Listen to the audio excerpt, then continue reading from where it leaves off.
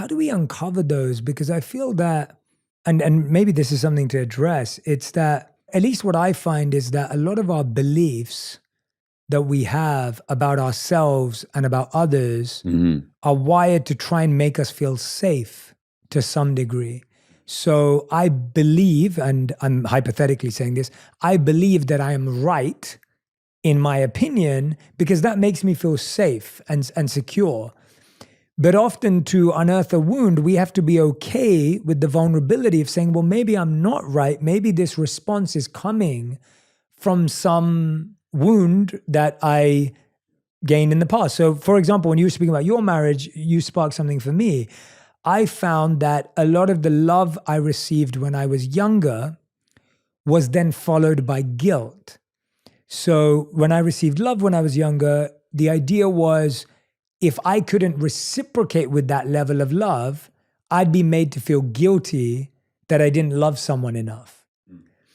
And I found that I would repeat that in my own relationship with my wife, where I would overlove, and if she didn't match that level of love, I would then make her feel guilty.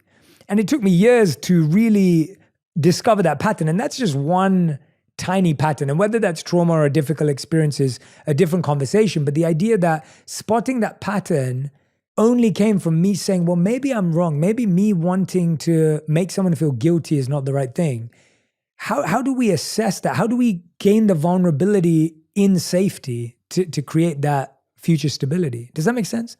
Well, it makes absolute sense because vulnerability itself is absolutely essential for growth. So vulnerability, the word itself comes from the Latin word vulnerare, to wound. So vulnerability is our capacity to be wounded. Now, the reality is that as human beings, we're all vulnerable from conception until death.